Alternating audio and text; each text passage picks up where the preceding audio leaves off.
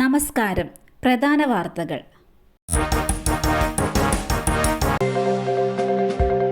പരസ്യ ബോർഡ് നിലംപൊത്തി. 16 പേർ മരിച്ച സംഭവത്തിൽ പരസ്യ കമ്പനി ഉടമ ഒളിവിലെന്ന് പോലീസ്. ശക്തമായ പൊടിക്കാറ്റിനിടെ പരസ്യ ബോർഡ് വീണ് മുംബൈയിൽ 16 പേർ മരിച്ച സംഭവത്തിൽ പരസ്യ കമ്പനി ഉടമയ്ക്കെതിരെ മനഃപൂർവ്വമല്ലാത്ത നരഹത്യാ കുറ്റം ചുമത്തി കേസെടുത്തു. ഈഗോ മീഡിയ എന്ന പരസ്യ കമ്പനിയുടെ ഉടമയായ ഭാവേഷ് പിണ്ടക്കിനെതിരെയാണ് കേസെടുത്തത്. ഇയാൾക്കെതിരെ ബലാത്സംഗം ഉൾപ്പെടെ 24 കേസുകൾ ഇതിനകമുണ്ട്. ഫിൻഡെ ഒളിവിലാണെന്നും മൊബൈൽ ഫോൺ സ്വിച്ച് ഓഫ് ആണെന്നും പോലീസ് പറഞ്ഞു. 2009 മുലുന്ദ് നിയോജക മണ്ഡലത്തിൽ നിന്നും ഭവേഷ് പിണ്ടെ സ്വതന്ത്ര സ്ഥാനാർത്ഥിയായി മത്സരിച്ചിട്ടുണ്ട്.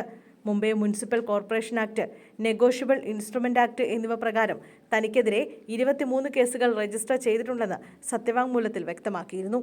ഈ വർഷം ജനുവരിയിൽ മുലുന്ദ് പോലീസ് സ്റ്റേഷനിൽ ഇയാൾക്കെതിരെ ബലാത്സംഗ കേസും രജിസ്റ്റർ ചെയ്യപ്പെട്ടിട്ടുണ്ട്. റിസ്റ്റ് ബസും ട്രക്കും കൂട്ടിയിടിച്ചുണ്ടായ അപകടത്തിൽ 6 പേർക്ക് ദാരുണാന്ത്യം. ആന്ധ്രയിൽ നിന്നും വോട്ട് ചെയ്ത് മടങ്ങിയവർ സഞ്ചരിച്ച ബസ്സാണ് അപകടത്തിൽപ്പെട്ടത്. പൽനാട്ടിൽ ഹൈദരാബാദ് വിജയവാഡ ദേശീയപാതയിലാണ് അപകടം നടന്നത്. ട്രക്ക് ബസ് ഡ്രൈവർമാരും 4 യാത്രക്കാരുമാണ് ദുരന്തത്തിൽ മരിച്ചത്. ബസ്സിലാകെ 42 പേരുണ്ടായിരുന്നു. 32 പേർക്ക് പരിക്കേറ്റു. പമ്പയിൽ കുളിക്കുന്നതിനിടെ മുങ്ങിപ്പോയ 9 വയസ്സുകാരിയെ രക്ഷപ്പെടുത്തി. പമ്പയിൽ കുളിക്കുമ്പോൾ മുങ്ങിപ്പോയ 9 വയസ്സുകാരിയെ രക്ഷപ്പെടുത്തി. പമ്പ സ്നാനക്കടവിൽ കുളിക്കുകയായിരുന്ന 9 വയസ്സുള്ള ധന്യയാണ് കുഴിയിലകപ്പെട്ടത്. ഉടൻ തന്നെ അവിടെയുണ്ടായിരുന്ന കാഞ്ഞിരപ്പള്ളി നിലയത്തിലെ fire and rescue officer CM മഹേഷാണ് കുട്ടിയെ രക്ഷിച്ചത്. തമിഴ്നാട് ശിവഗംഗ ജില്ലയിലെ ദേവക്കോട്ട സ്വദേശിനിയാണ് ധന്യ. പങ്കാളിയെ ലൈംഗിക തൊഴിലിന് പ്രേരിപ്പിച്ചു. പൂജാരിക്കെതിരെ കേസ്. പങ്കാളിയെ ലൈംഗിക തൊഴിലിന് നിർബന്ധിച്ചത പരാതിയിൽ ക്ഷേത്ര പൂജാരിക്കെതിരെ കേസ്. ലൈംഗിക അതിക്രമം അടക്കമുള്ള വകുപ്പുകൾ ചുമത്തിയാണ് കേസെടുത്തിരിക്കുന്നത്. ചെന്നൈ പാരീസ് കോർണറിലെ ക്ഷേത്രത്തിലെ പൂജാരിയായ കാർത്തിക് മുനുസ്വാമിക്കെതിരെയാണ് സ്വകാര്യ ടെലിവിഷൻ ചാനലിലെ ജീവനക്കാരുടെ പരാതിയിൽ കേസെടുത്തത്. വേശ്യാവൃത്തിക്ക് വിസമ്മതിച്ചപ്പോൾ ദേഹോപദ്രവം ഏൽപ്പിച്ചെന്നും പരാതിയിലുണ്ട്. എഞ്ചിനീയറിംഗ് ബിരുദധാരിയാണ് പരാതിക്കാരി. വിവാഹ വാഗ്ദാനം ചെയ്തതിനെ തുടർന്ന് ഇരുവരും ഒരുമിച്ച് താമസിച്ചു വരികയായിരുന്നു.